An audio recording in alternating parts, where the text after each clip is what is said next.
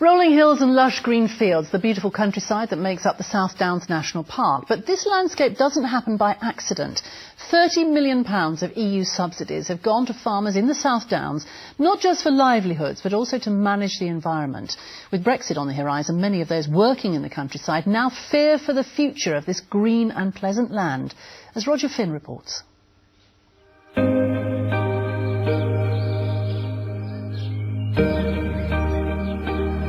We all know it's beautiful, and since the South Downs became a national park in 2011, it's had what many people believe is a cast iron guarantee that it's going to be properly protected. So why are so many people still worried about the future of the South Downs, particularly farmers?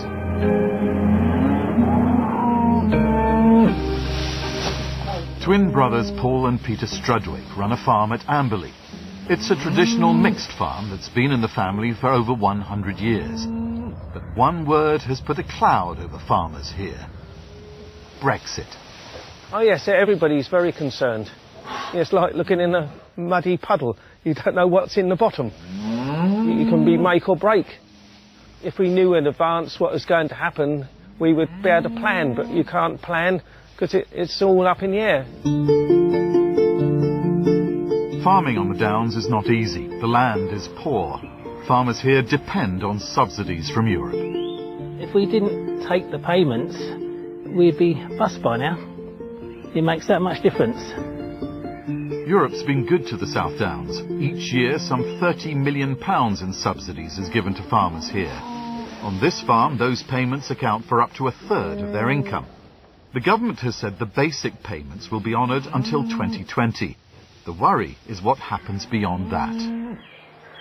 The countryside just doesn't happen. It's a managed landscape. If farming isn't profitable, you wouldn't get the downs grazed. It'd all go back to a lot more scrub, and then you'd lose the chalk grassland. So that part of the subsidy pays for the upkeep of that sort of ground. I've been told that one of the real challenges of trying to farm here is the soil isn't that good. How bad is the soil here? It's incredibly thin soils, 3 or 4 inches, that's all. And then Phil Belden has been working to protect the South Downs for 30 years, with local councils, the National Park Authority, and now with the Sussex Wildlife Trust. He believes that any substantial cut in support to farmers could spell disaster. We could have a lot more agricultural intensification, and if you go back 25 to 30 years, you can see the sort of damage and destruction that was caused. That destruction began during the war. The famous Downs of Sussex, where thousands of acres are being cultivated for food. 1/3 of the South Downs' ancient pasture land went under the plough. The recovery began some 30 years ago. New European payments came in to reward environmental improvements. The South Downs was one area which pioneered these new schemes. I am extremely worried about the post-EU situation. While we were in the EU, we had a common agricultural policy which we were shifting towards more benign land management systems, and suddenly now that's just changed. And what we don't know is, what is the future post-EU? The crucial question is what replaces the basic payments, which account for 10 times as much as the environmental subsidies. Their long-term future is uncertain. Farmers are long-term business people. They've got to invest long-term, whether it's about fencing, water supply, buying equipment, whether they're going to stay in sheep, go into cattle, go over to arable. You have to think long-term here. So they've got to be talking now about the UK agricultural policy future post-EU.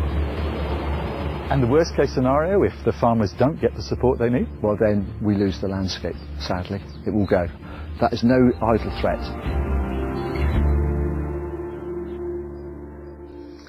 Well, Trevor Beattie is the Chief Executive of the South Downs National Park. I spoke to him earlier and I asked him whether people were right to be worried.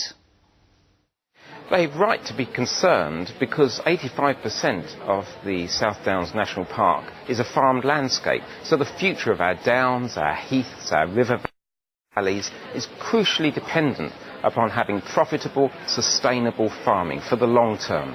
And the subsidies, I mean £30 million in subsidies from the EU for farmers on the South Downs, the government will never match that.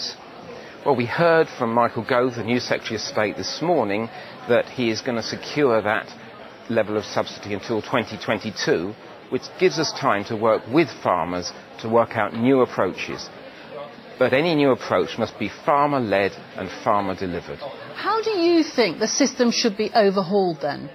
I think we have a chance now for a new system of agricultural support that no longer pays farmers simply for the business of being in farming, but rewards them for all of the other natural goods they produce alongside food, for the pure air, the clean water, for the biodiversity, the paths for recreation on which we all depend. And that requires subsidies, that requires money, and it also requires planning and support for the farmers. Are you going to put them at the very centre of the discussions that you're going to have on the South Downs? This only works if farmers are at the centre, because quality food and a quality environment go hand in hand. The one creates the other. So this has got to be farmers at the centre of the solution. But the National Park is here to help find that solution. Trevor Beattie, thank you very much. Thank you.